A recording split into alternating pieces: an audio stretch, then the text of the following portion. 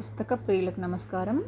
మనం ఇప్పుడు ఎండమూరి వీరేంద్రనాథ్ గారు రచించిన విజయంలో భాగస్వామ్యం అనే పుస్తకంలో మొదటి భాగం అంతర్గత విజయంలోని నేను అనే విభాగంలోని మిగతా విషయాల గురించి తెలుసుకుందాం.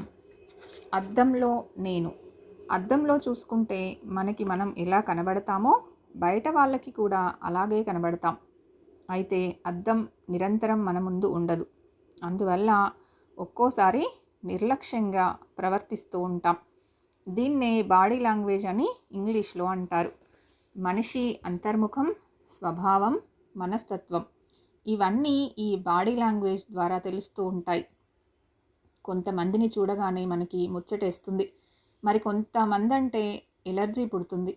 వారితో ఎక్కువ సంభాషించకపోయినా సరే వాళ్ళు కూర్చున్న తీరు, అలవాట్లు, శరీర భంగిమ, మన ముందే తలగోక్కోవటం, ఉమ్మడం మొదలైనవి మన మనసులో ఒక ముద్ర వేస్తాయి.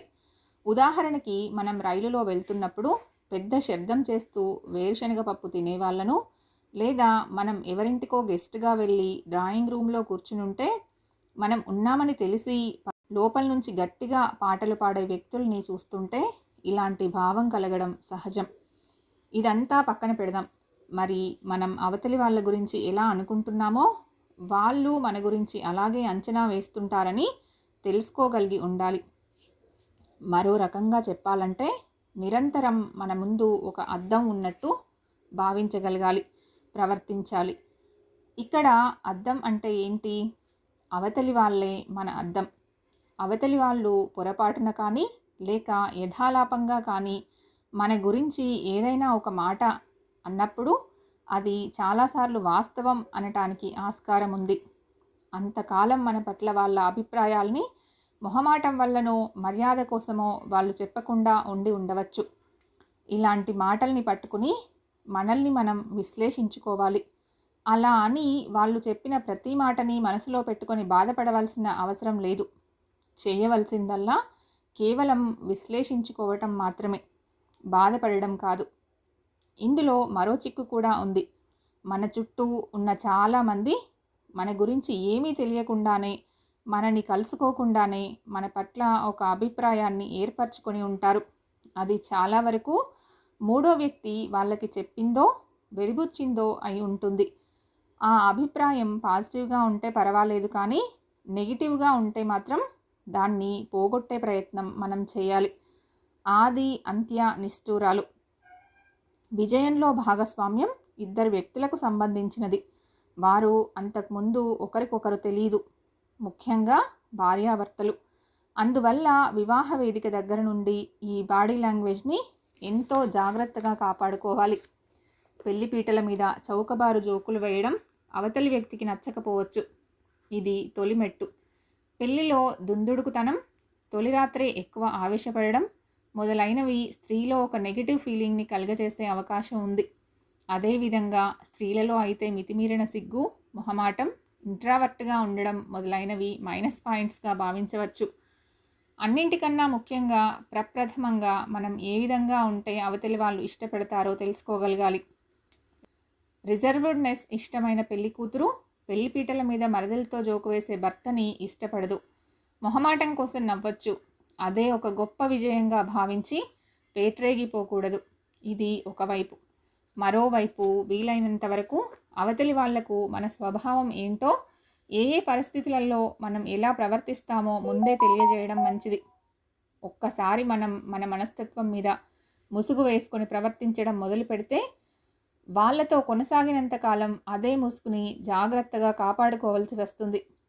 ముందే చెప్పినట్టు మనకు తెలియకుండా యథాలాపంగా అప్పుడప్పుడు ముసుగుని తొలగిస్తూ ఉంటాం. అటువంటి పరిస్థితులలో వాళ్ళు మన అసలు స్వరూపాన్ని చూస్తారు. అప్పటి వరకు వాళ్ళు భావించింది వేరు, గమనించింది వేరు అవడంతో వారికి మన మీద మంచి అభిప్రాయం తగ్గిపోయే ప్రమాదం ఉంది. అందువల్ల మన స్వభావాన్ని మొదటి పరిచయంలోనే అవతలి వారికి తేటతెల్లం చేయడం మంచిది. అది వారికి నచ్చకపోతే మొదట్లోనే వారు మన నుంచి దూరం అవుతారు. అంత్యనిష్ఠూరం కన్నా ఆదినిష్ఠూరం మంచిదని మన పెద్దలన్నది అందుకే. అయితే ప్రతిసారి ఈ సామెత వర్తించదు. ఆదినిష్ఠూరమే మంచిదని చెప్పి అవతలి వారితో పరిచయం ఏర్పడగానే మనం మన గురించి వెల్లడించుకోనక్కరలేదు. ఆ పరిచయం ఆవశ్యకత బేరీజు వేసుకుని మనం మన బాడీ లాంగ్వేజ్ని సరిదిద్దుకోవాల్సి ఉంటుంది. ఉదాహరణకి, మనం రైల్లో ప్రయాణిస్తున్నప్పుడు ఎవరైనా పరిచయం అయితే మన గుణగణాలు, బలహీనతలు, కోపతాపాలు అన్నీ విప్పి చెప్పనక్కరలేదు. చిరునవ్వుతో కొంతసేపు సంభాషణ చాలు. అదే జీవిత భాగస్వామితో అయితే ఏ పరిస్థితులలో బ్రేక్ అవుతామో, ఏ పాయింట్ దగ్గర విసుగు, కోపం వస్తాయో క్లియర్గా తెలియచేయటం మంచిది. అందుకే ఏ నిష్ఠూరం ఎక్కడ మంచిది అన్న విషయాన్ని ఆ పరిచయం ప్రాముఖ్యతను బట్టి నిర్ణయించుకుంటూ ఉండాలి. మనం మన బాడీ లాంగ్వేజ్ని ఎలా ప్రదర్శిస్తున్నామో అవతలి వారి బాడీ లాంగ్వేజ్ని అదే విధంగా గుర్తుపట్టే సునిశితమైన చూపు కలిగి ఉంటే మంచిది. తెలిసో తెలియకో యథాలాపంగానో అవతలి వారు ఒక మాట అనడమో, ఒక చేష్ట ద్వారానో తమ ప్రవర్తన బయట పెడుతూ ఉంటారు. ఇటువంటివి తొందరగా పసిగట్టగలిగితే వారితో స్నేహం ఏ లెవెల్లో కొనసాగించవచ్చో అర్థమవుతుంది. అంతేకాకుండా జీవిత భాగస్వామ్యంలో అవతలి వారి బాడీ లాంగ్వేజ్ని తొందరగా గుర్తించగలిగితే వారితో విభేదాలు తక్కువ స్థాయిలో ఉండేటట్టు మనల్ని మనం సరిదిద్దుకోవచ్చు. ఈ వ్యాసంగంలో ముందే చెప్పినట్టు భార్యాభర్తల మధ్య ఏదైనా విభేదం వస్తే అందులో అవతలి వారి తప్పు ఎంత ఉందో అంతకన్నా ఎక్కువ తప్పు యువతలి వారిది ఉంటుంది అన్నది నిర్వివాద అంశం. ఎప్పుడైతే అవతలి వారి పరిస్థితిని అర్థం చేసుకోగలిగి మనల్ని మనం సరిదిద్దుకోగలుగుతామో అప్పుడు విభేద స్థాయి చాలా తక్కువలో ఉంటుంది. చిన్న చిన్న విషయాలు గమనించడం ద్వారా అవతలి వాళ్ళ మనస్తత్వం గ్రహించడానికి ఒక పెద్ద డబ్బాలో నుంచి చిన్న సీసాలోకి కిరసనాయిలు వంపే సందర్భాన్ని ఉదాహరణగా తీసుకుందాం. కొంతమంది డబ్బా అదాటున వంపి కిరసనాయిల్ ఒక్క ఉదుటున పడడం గమనించి వెంటనే తప్పు సరిదిద్దుకుని జాగ్రత్తగా పోయడం ప్రారంభిస్తారు. మరి కొంతమంది మొదటి నుంచి అతి జాగ్రత్తతో కొద్ది కొద్దిగా వంపుతూ అవసరమైన దానికంటే ఎక్కువ సమయాన్ని వృధా పరుస్తారు. మరి కొంతమంది మొదట్లో జాగ్రత్తగా పోసి ఇక సీసా నిండుతుందన్న సందర్భంలో రిలాక్స్ అయి చివర్లో కింద ఒలకబోస్తారు. చాలా కొద్ది మంది మాత్రమే మొదటి నుంచి చివరి వరకు ఏకాగ్రతతో నింపి తక్కువ సమయంలో ఫలితాన్ని సాధిస్తారు.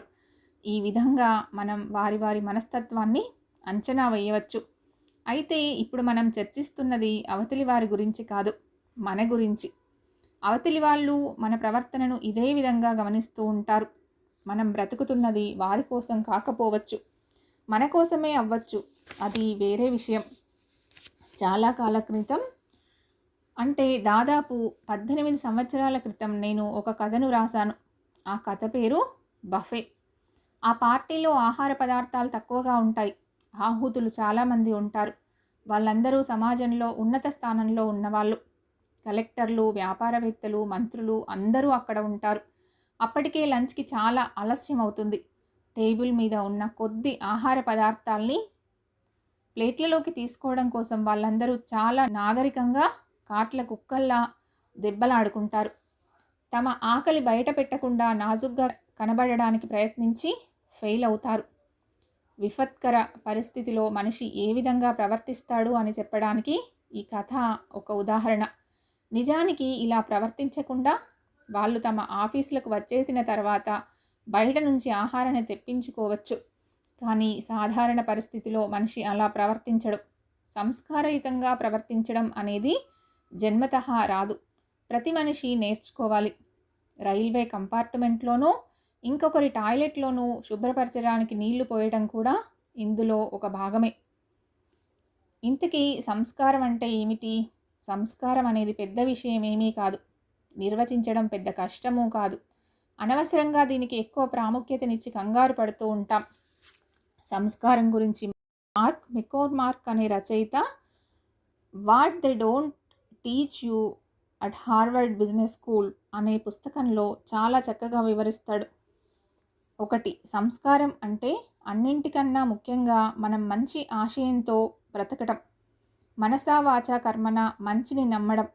ఒకసారి ఈ ఫిలాసఫీ అర్థం చేసుకోగలిగితే సంస్కారం దానంతట అదే వస్తుంది అంటాడు ఈ రచయిత. 2. మనకన్నా అధికుల పట్ల, ఉన్నతుల పట్ల ఎప్పుడూ మంచిగానే ప్రవర్తిస్తాం. దురదృష్టవశాత్తు మనకన్నా తక్కువ వాళ్ళ పట్ల మనం అలా ప్రవర్తించం. చిన్నపిల్లలు, బిచ్చగాళ్ళు, మన దగ్గర పనిచేసే సేవకులు, వీరందరి పట్ల మనం అభిమానంతో, కనికరంతో, ప్రేమతో బ్రతకటమే సంస్కారం. ఇది అన్నింటికన్నా ముఖ్యమైన పాయింట్. దీనికి వ్యతిరేకమైన స్థితి కూడా ఉంది. కొంతమంది చూడండి, అవసరం ఉన్నా లేకపోయినా అవతలి వారిని సర్ అంటూ మాటమాటికి సంబోధిస్తారు. అలా ఎందుకు చేస్తారు అని అడిగినప్పుడు వారు 3 కారణాలు చెప్తారు. ఏ, అది మన వినయాన్ని సూచిస్తుంది. బి, అవతలి వారి వయసుకు గౌరవం ఇస్తుంది.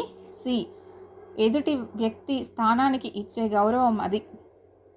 3 తర్క విరుద్ధమే. మొదటిది మన అభద్రతా భావాన్ని, బానిస తత్వాన్ని సూచిస్తుంది. వయసులో పెద్దయినా నౌకర్లని సర్ అని అనం కదా, ఇది రెండోది. ఇకపోతే మూడోది, అవసరం వచ్చినప్పుడే సర్ అనాలి. అప్పుడది మన వ్యక్తిత్వాన్ని సూచిస్తుంది. 3, వ్యవహారాల్ని మనం ఎలా నిర్వచిస్తామనేది మూడో పాయింట్. ఒక వ్యవహారాన్ని వ్యాపారపరంగా నిర్వహించాల్సి వచ్చినప్పుడు మనం ఒక మెట్టు పై స్థాయిలో ఉంటే అవతలి వాళ్లను ఇరుకున పెట్టి విజయాన్ని సాధించవచ్చు. అలా కాకుండా వాళ్ళ వైపు నుంచి కూడా ఆలోచించి ఇద్దరికీ లాభం కలిగే స్థాయిలో ఆ వ్యవహారాన్ని సెటిల్ చేయటం అన్నది ఉత్తమమైన పద్ధతి. క్రింది స్థాయిలో లౌక్యం కావాలి. ఇక్కడ వ్యాపారం అంటే కేవలం ఆర్థికపరమైన బిజినెస్సే కాదు.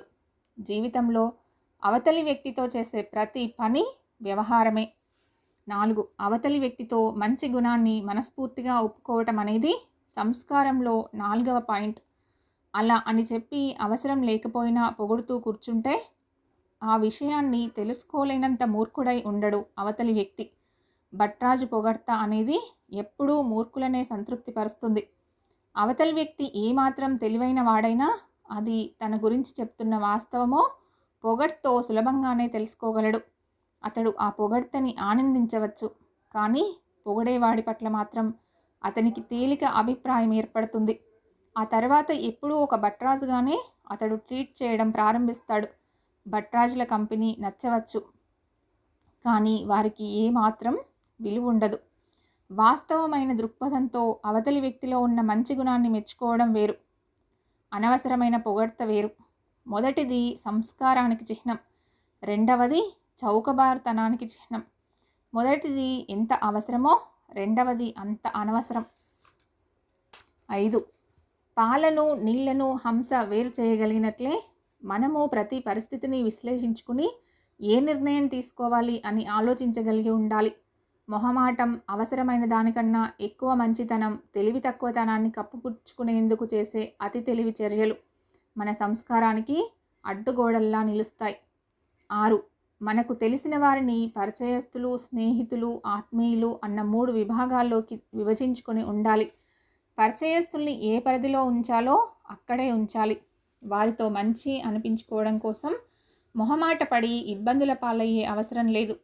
అలాగే స్నేహితుల్ని అనవసరంగా మొహమాట పెట్టి వాడుకోకూడదు. కేవలం ఆత్మీయుల దగ్గరే మనసు విప్పి బాధలు, భావాలు చెప్పుకోవాలి. పరిచయం కాగానే కొందరు క్షణాల్లో ఆత్మీయుల్లా ప్రవర్తించేస్తూ ఉంటారు. వీరితో జాగ్రత్తగా ఉండాలి. అదేవిధంగా పరిచయం కాగానే మన కష్టాలు, మనసు చిట్టాలు విప్పకూడదు. వాట్ దే డోంట్ టీచ్ అన్న పుస్తకంలో వ్యక్తిత్వానికి ఇచ్చిన 6 నిర్వచనాలివి. చిన్న చిన్న నిర్వచనాలే అయినా అర్థం చేసుకోగలిగితే వీటికి విస్తారమైన పరిధి ఉంది. అవతలి వారి గురించి చెడుగా మాట్లాడకపోవడం, నిరంతరం మంచే ఆలోచించటం, మానసికంగా బలహీనంగా ఉన్న వ్యక్తుల నుంచి అడ్వాంటేజీ తీసుకోకపోవడం, కుటుంబం పట్ల బాధ్యత మొదలైనవన్నీ పై 6 నిర్వచనాల హారంలో రత్నాల్లా ఒదిగిపోతాయి. వ్యక్తిత్వం పెరిగే కొద్దీ మనిషి అవుతాడు. దీనికో ఉదాహరణ చెప్పి ఈ అధ్యాయాన్ని ముగిస్తాను. అక్కడ గీత దగ్గర నిలబడి 9 మంది రెడీగా ఉన్నారు. వారిలో కొందరు అంగవికలురు, మరికొందరు మానసిక, మరికొందరు శారీరక వైకల్యం ఉన్నవారు. పొట్టిగా, పొడుగ్గా, రకరకాలుగా ఉన్నారు. ఒలింపిక్స్లో వికలాంగుల కోసం నిర్వహింపబడుతున్న 100 గజాల పరుగు పందెం అది. సైరన్ మ్రోగ్గానే అందరూ పరిగెత్తడానికి ప్రయత్నించారు. కొందరు వంగి వంగి వేగంగా నడుస్తున్నారు, కొందరు వగరుస్తూ పరిగెత్తడానికి ప్రయత్నిస్తున్నారు. అంతలో వారికి వెనుక నుంచి ఒక ఏడుపు వినబడింది. కుంటుతూ 2 సార్లు కింద పడిపోయిన ఒక పోలియో కుర్రవాడి ఏడుపది. మిగతా 8 మంది ఆగి వెనక్కి చూశారు. వాళ్ళలో డౌన్స్ సిండ్రోమ్తో శరీరం వంగి ఉన్న ఓ 12 ఏళ్ల పాప ఆ కుర్రవాడి దగ్గరికి వెళ్ళి చేయి అందించి పైకి లేపి ఏడవకు అంటూ కళ్ళు తుడిచింది. ఈలోపు మిగతా అందరూ అక్కడికి చేరుకున్నారు. ఆ తర్వాత వారందరూ ఒకరి చేతులు ఒకరు పట్టుకుని చివరి వరకు వచ్చి గీతని ఒకేసారి అందరూ దాటారు. అప్పుడు స్టేడియంలో మొత్తం ప్రేక్షకులందరూ లేచి నిలబడి చేసిన కరతాళ ధ్వనులు 10 నిమిషాల వరకు మ్రోగుతూనే ఉన్నాయి. మన సంస్కారం అవతలివారి హృదయంలో కవ్వమై పన్నీరు చిలుకుతుంది. అవతలివారి వ్యక్తిత్వం హృదయమై మన కంట కన్నీరు నింపుతుంది. సంస్కారము వ్యక్తిత్వము ఆ విధంగా ఒకే చెట్టుకి 2 పువ్వులు. రోడ్డు చివర నేను. వ్యక్తిత్వ వికాస కోర్సులు నిర్వహించేవారు తమ దగ్గరికి ట్రైనింగ్కి వచ్చేవారికి గోల్ సెట్టింగ్ గురించి చెప్తారు. తమ గమ్యం ఏంటో రాయమంటారు. అక్కడికి వెళ్ళే చాలామంది యువతీ యువకులే కాబట్టి అందరూ దాదాపుగా తాము ఒక గొప్ప వ్యాపారవేత్త అవ్వాలనో పెద్ద కంపెనీలో ఎగ్జిక్యూటివ్ అవ్వాలనో తమ తమ అభిరుచుల్ని బట్టి వ్రాస్తూ ఉంటారు. మంచి భర్త అవ్వాలనో మంచి తండ్రి అవ్వాలనో యువకులు వ్రాయరు.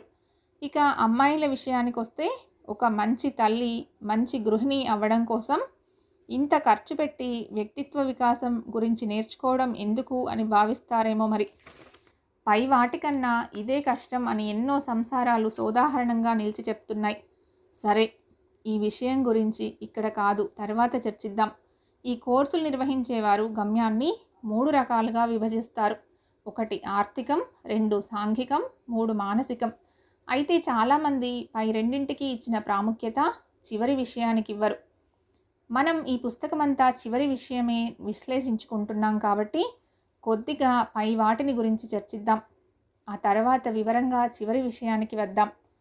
గమ్యం నిర్ధారించుకోవడం చాలా సులభం, చాలా చాలా సులభం.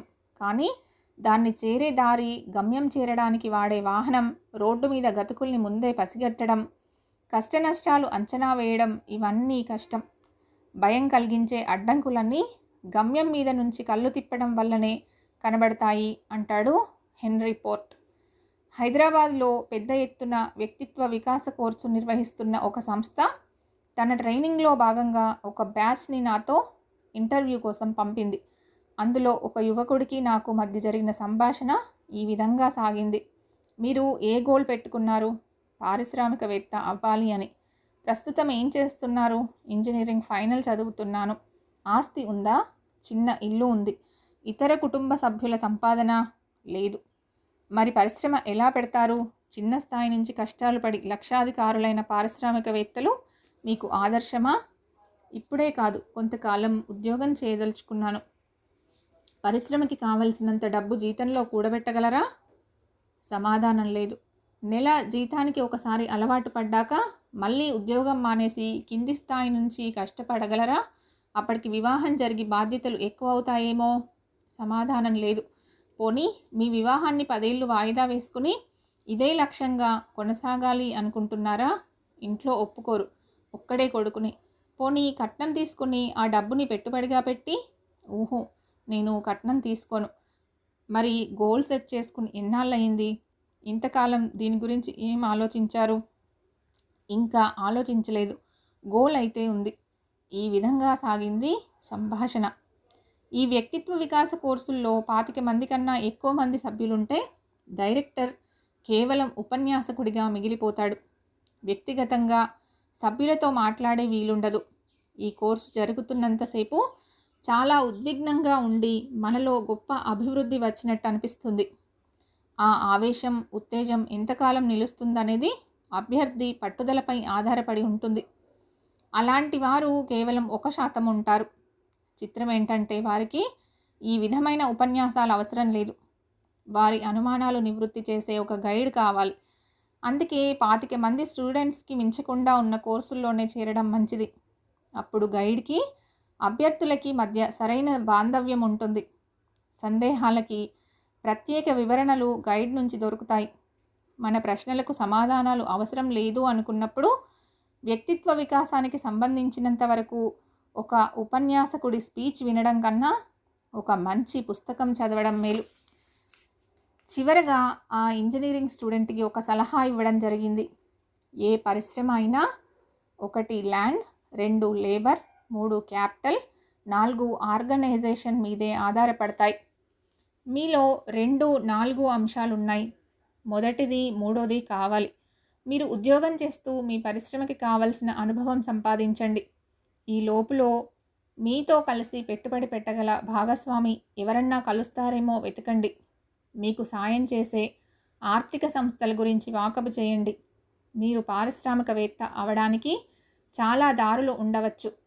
వాటిలో ఇది ఒకటి. ఇది కేవలం ప్రారంభ సూచన మాత్రమే.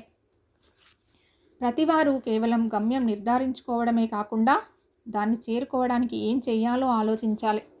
అందుకే పై ఉదాహరణ చెప్పింది. 100 మంది అవివాహితుల్ని తమ భవిష్యత్ వైవాహిక జీవితం గురించి హిపోక్రసీ లేకుండా వ్రాయమంటే ఇలా రాస్తారు. ఒక చక్కటి సంసారం గురించి నేను కలలు కంటున్నాను. నన్ను మనస్ఫూర్తిగా ప్రేమించే భాగస్వామి కావాలి. నా మనసు తెలుసుకొని ప్రవర్తించాలి. నా వ్యక్తిత్వాన్ని గుర్తించి గౌరవించాలి. మా సంసారం చూసి అందరూ ఈర్ష్యపడాలి. బాధ్యతలు, బాధలు ఎప్పుడూ ఉండేవే. కనీసం కొంతకాలమైనా వీటికి దూరంగా ఉండాలి. ఆ హనీమూన్ జ్ఞాపకాలు మమ్మల్ని చాలా కాలం వెంటాడేలా ఉండాలి. కార్లు, బంగళాలు అవసరం లేదు. అవతలి వ్యక్తి అర్థం చేసుకుంటే చాలు. పై వాక్యాల్లో 30% కళ, మిగతా 70% అవతలి భాగస్వామి చేయాల్సింది. ఇప్పుడు మళ్ళీ ఆ పారాగ్రాఫ్ని తిరిగి చదవండి. అదే అర్థం ఈసారి స్ఫురిస్తోంది కదూ. తాను చెయ్యవలసిన దాని గురించి కాకుండా అవతలి వారు చేయాల్సింది ఆలోచించడం వల్ల వచ్చిన చిక్కు ఇది. కల్లో గంజో తాగి బతకడం అన్న ఆలోచన కూడా నిరర్ధకమైనదే. కొందరు ఆడవాళ్ళు తమకి చీరల మీద, బంగారం మీద ఇంట్రెస్ట్ లేదు అని చెప్పుకుంటారు. కానీ ఫ్యాను, మంచం మీద పరుపు, మంచి చెప్పులు కనీసం కావాలి కదా. అవి సాధించడం కూడా ఒక గమ్యమే. ఈ క్రింది ఉదాహరణ చూడండి. ఒక మనిషి తన గమ్యాన్ని ఎంత ఉన్నతంగా లేదా థ్రిల్లింగ్గా, వైవిధ్యంగా పెట్టుకోవచ్చో ఈ ఉదాహరణ చెప్తుంది. మీకు 25 సంవత్సరాల వయసుంది అనుకుందాం. మీ జీవితకాలం మొత్తంలో ఈ క్రింది పనుల్లో ఎన్ని చేయగలను అనుకుంటున్నారు? కేవలం అనుకోవడం కాదు, ఎన్ని పనులు చేయగలరని మీకు నమ్మకం ఉంది? టిక్ పెట్టండి. 1. కృష్ణ, గోదావరి, గంగా, బ్రహ్మపుత్ర నదులు పుట్టిన ప్రదేశం నుంచి సముద్రంలో కలిసే వరకు పడవలో ప్రయాణం. 2. ముస్లిం, క్రిస్టియన్, జైన, బుద్ధ, సిక్కు మతాల పుట్టుకపై అధ్యయనం. 3. ఎవరెస్ట్ పైకి ఎక్కడం. 4. మెడిసిన్ చదవడం. 5. ప్రపంచంలోని దేశాలన్నీ చూడడం. 6. విమానం నడపడం. 7. నయాగరా జలపాతాన్ని ఫోటో తీయడం. 8. సముద్ర అంతర్భాగాన ఉండే ఆల్చిప్పల్ని స్వయంగా సేకరించడం. 9. తాజ్మహల్, చైనా గోడ, ఉత్తర దక్షిణ ధృవాలు, పారిస్ టవర్ దర్శించడం. 10. జలాంతర్గామిలో ప్రయాణించడం. 11. బెలూన్లో ఆకాశ ప్రయాణం. 12. ఏనుగు, ఒంటె, ఉష్ట్రపక్షి, గుర్రం పై స్వారీ. 13. 40 అడుగుల ఎత్తు నుంచి నీళ్ళల్లో దూకి 2.5 నిమిషాలు లోపల ఉండడం. 14. 10 కిలోల బరువున్న తాబేల్ని నీటిలో వెంటాడి పట్టుకోవడం. 15. మురళి, ఫిడేలు లాంటి కనీసం 2 వాద్యాలు నేర్చుకోవడం. 16. నిమిషానికి 50 పదాలు టైప్ చేయగలిగేలా టైపింగ్ నేర్చుకోవడం. 17. మంచులో స్కీయింగ్ నేర్చుకోవడం. 18. కనీసం ఒక పుస్తకం రాయడం. 19. 5 అడుగుల ఎత్తు హై జంప్ చేయగలగడం. 20. 15 అడుగుల లాంగ్ జంప్. 21. 5 నిమిషాల్లో 1 మైలు పరిగెత్తడం. 22. తెలుగు, ఇంగ్లీష్, హిందీ కాకుండా ఇంకొక 3 భాషలు నేర్చుకోవడం. 23. మొత్తం ఎన్సైక్లోపీడియా, భగవద్గీత, వేదాలు, ఉపనిషత్తులు, మొత్తం షేక్స్పియర్ నాటకాలు, విశ్వనాథ వారి అన్ని పుస్తకాలు చదవడం. 24. బాణం వేయడం, ట్రాక్టర్ నడపడం, మైక్రోస్కోప్లో పరిశీలించగలగడం, పిస్టల్, ఫుట్బాల్ ఆటల్లో ప్రావీణ్యం. 25. వివిధ వాయిద్యాలకి స్వయంగా నొటేషన్స్ వ్రాసి పాటకి ట్యూన్ కట్టడం. 26. పాము నుంచి విషాన్ని పిండడం. 27. కనీసం ఒకసారి భూ ప్రదక్షిణ చేయడం. 28 2000 సంవత్సరాన్ని చూడగలగడం. 29 అగ్గిపుల్లని రైఫిల్ పేల్చి వెలిగించగలగడం. 30 మైకేల్ జాక్సన్ నుంచి ఈమని శంకర శాస్త్రి వరకు టేప్ రికార్డర్లో వింటూ అది ఎవరిదో చెప్పగలగడం. 31 సినిమాలో టార్జాన్ వేషం వేయడం. 32 చంద్రుని మీద కాలు పెట్టడం. పై పనుల్లో ఎన్ని పనులు మీరు చేయగలరు అని అనుకుంటున్నారు? మళ్ళీ ఇంకొకసారి మొత్తం చదవండి. యథాలాపంగా కాకుండా మనసు పెట్టి చదవండి.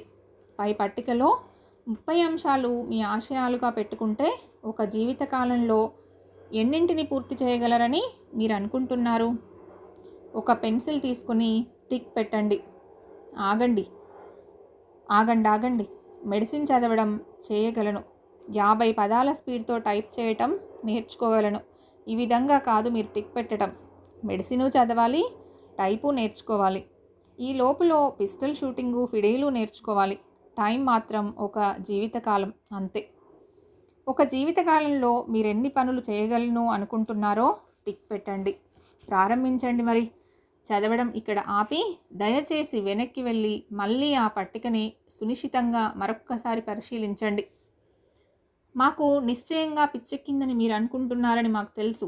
కానీ దాన్ని నిర్ధారించుకోబోయే ముందు ఈ క్రింది విషయాన్ని కూడా పూర్తిగా చదవండి. 1940లో ఒక వర్షాకాలపు సాయంత్రం జాన్ గోడార్డ్ అనే కుర్రవాడు తన డ్రాయింగ్ రూమ్లో కూర్చుని ఏమీ తోచక తన జీవితాశయాలు ఏంటి అని ఒక కాగితం మీద వ్రాసుకున్నాడు. మొత్తం 323 గోల్స్ అవి. అందులో ఇప్పటికీ అతడు 29 గోల్స్ సాధించాడు. 2000వ సంవత్సరానికి మరో గోల్ సాధిస్తాడు. దాంతో 30 గమ్యాలు పూర్తవుతాయి.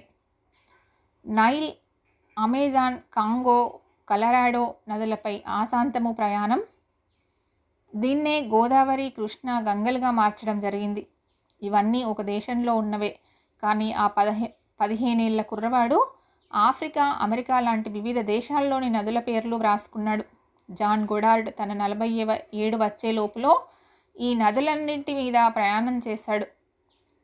ఆస్ట్రేలియా, కాంగో, బ్రెజిల్, సూడాన్ దేశాల్లో పురాతన వలస సంతతి వారిపై పరిశోధన పూర్తి చేశాడు. దీన్నే జైన, సిక్కు, బుద్ధ మతాలుగా మార్చడం జరిగింది. ఈ పరిశోధన నిమిత్తం జాన్ గోడార్డ్ సుడాన్ దేశం వెళ్ళినప్పుడు అక్కడ ఇసుక తుఫానులో దాదాపు మరణమంచుల వరకు కూరుకుపోయాడు. ఎవరెస్ట్తో పాటు మరో 10 శిఖరాలు అధిరోహించాడు. మెడిసిన్ పూర్తి చేశాడు. ఆటవిక జాతులకి ఆధునిక వైద్య సౌకర్యం అందజేయడం అతని ప్రస్తుత పని. ఇంకా 30 దేశాలు చూడాలంతే. మిగతా అన్ని దేశాలు చూసేశాడు. 7, 8, 9, 10, 11 పూర్తి చేశాడు. ఉత్తర దక్షిణ ధృవాలు తప్ప అన్నీ చూశాడు. విమానం నడపడం నేర్చుకున్నాడు. బెలూన్లో ఆకాశయానం, జలాంతర్గామిలో సాగర గర్భ ప్రయాణం చేశాడు. ఉష్ట్రపక్షిపై స్వారీ ఒక్కటే కుదరలేదు. మిగతా స్వారీలు నేర్చుకున్నాడు. 14వది పూర్తి చేశాడు. నీళ్ళల్లో దూకి సముద్రంలో తాబేల్ని వేటాడాడు. ఫ్లూటు, వయలిన్ నేర్చుకున్నాడు. కచేరీ కూడా ఇచ్చాడు. 17వది నేర్చుకున్నాడు. నిమిషానికి 50 ఇంగ్లీషు పదాల్ని టైప్ చేయగలడు. నా నైలు నది యాత్ర అన్న సూపర్ హిట్ పుస్తకం రాశాడు. 20, 21 లాంగ్ జంప్, హై జంప్, రన్నింగుల్లో అనుకున్న లక్ష్యం సాధించాడు. స్పానిష్, ఫ్రెంచ్, అరబిక్ నేర్చుకున్నాడు. తనకి తెలిసినవి కాక మరో 3 ఇతర భాషలు అవి. బైబిలు, ఇంగ్లీషు కవుల పద్యాలు, ఎన్సైక్లోపీడియా మొత్తం ఒకసారి చదవడం పూర్తి చేశాడు. బాణం వేయడం, పిస్టల్ గురిచూసి పేల్చడం నేర్చుకున్నాడు. చాలాసార్లు పాము నుండి విషాన్ని పిండాడు. అతడు విషం పిండే విధానం టీవీలో చూపిస్తుంటే పాము కాటేసింది కూడా. ఒక్కసారి కాదు 4 సార్లు భూప్రదక్షిణలు చేశాడు. 21వ శతాబ్దం చూస్తాను అనే నమ్మకం అతనికి ఉంది. అప్పటికి అతడికి 70వ సంవత్సరం వస్తుంది. ఈమెని శంకర శాస్త్రి కాదు, బెథోవెన్ నుంచి మైకేల్ జాక్సన్ వరకు గుర్తించగలడు. జాన్ గోడార్డ్ సాధించలేకపోయిన గోల్స్ ఉన్నాయి. సినిమాలో టార్జాన్ వేషం వేయడం, చంద్రుని మీద అడుగు పెట్టడం. అవి కూడా చేస్తాను అనే ఆశ అతడికి ఉంది.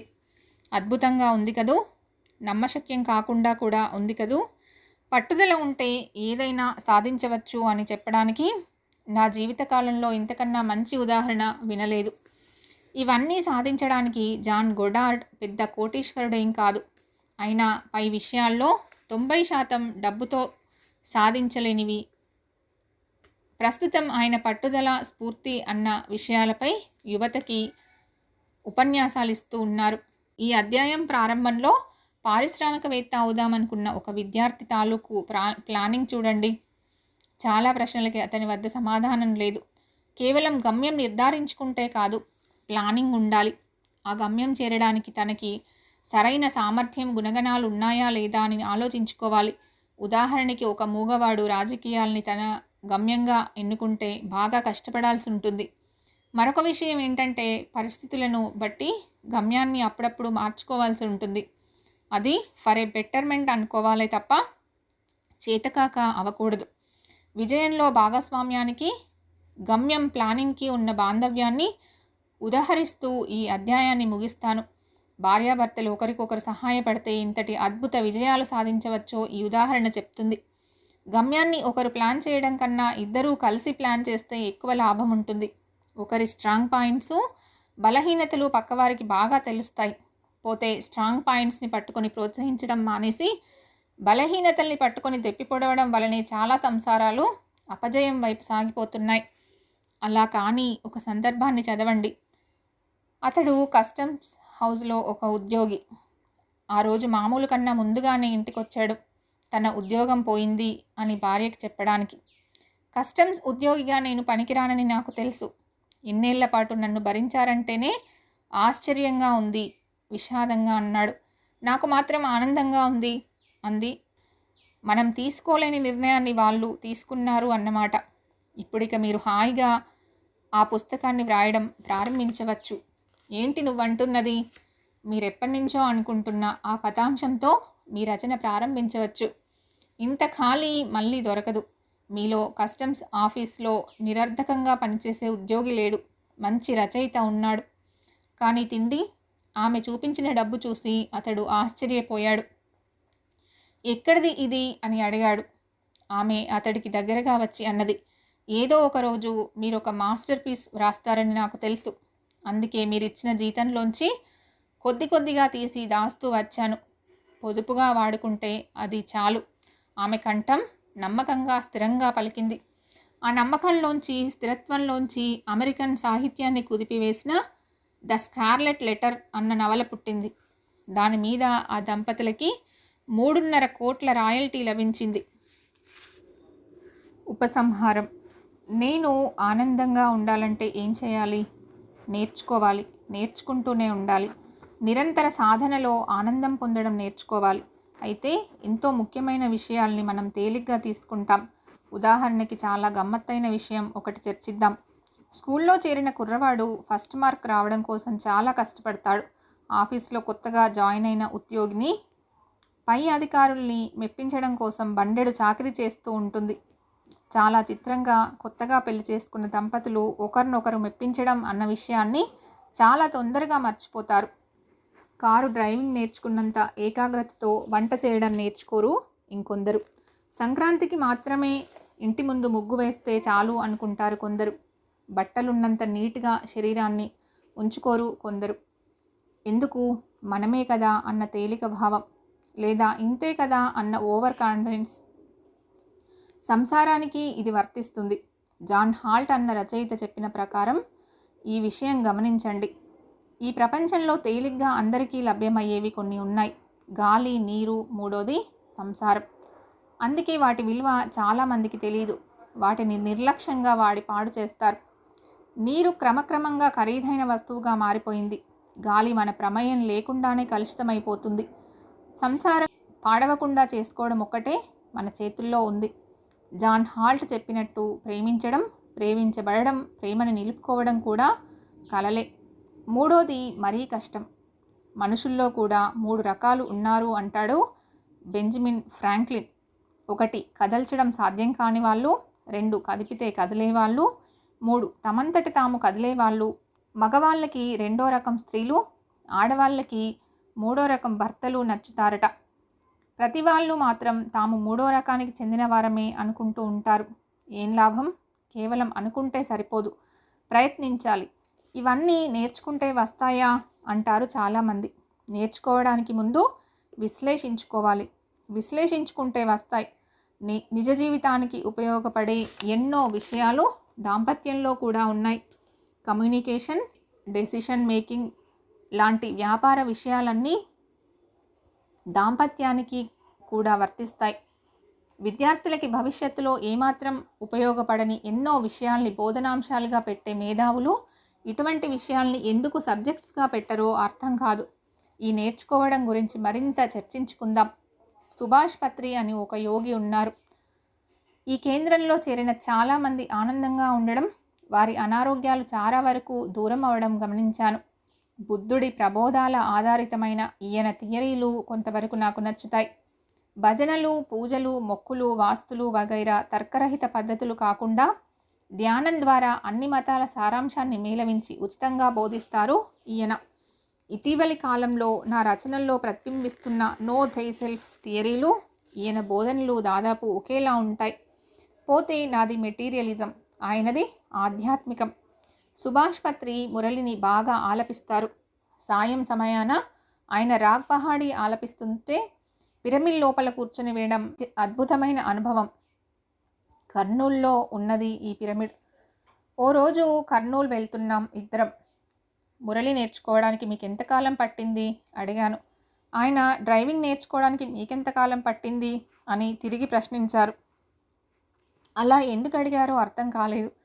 10 రోజులు అనుకుంటాను. ఎప్పుడో 25 సంవత్సరాల క్రితం మాట అన్నాను. కారు చార్మినార్ ప్రాంతంలో వెళ్తుంది. ఇక్కడ ఈ రష్లో డ్రైవింగ్ కష్టం అనుకుంటాను అన్నారు. అవును, మానవ మాతృలెవరూ డ్రైవ్ చేయలేరు. ఇంతకీ నా ప్రశ్నకి సమాధానం చెప్పలేదు. చెప్పాను వీరేంద్రనాథ్, ఆలోచించి చూడండి అన్నారు పత్రిజీ. ఎవరింట్లోనన్నా వీణ కనబడితే ఎవరికుంది ఇంట్రెస్ట్ అడిగామనుకోండి, మా అమ్మాయి వాయిస్తుంది అంటారు, లేదా మా అమ్మాయి నేర్చుకుంటోంది అంటారు. దీనివల్ల దీనికి 2 దశలున్నాయని తెలుస్తుంది.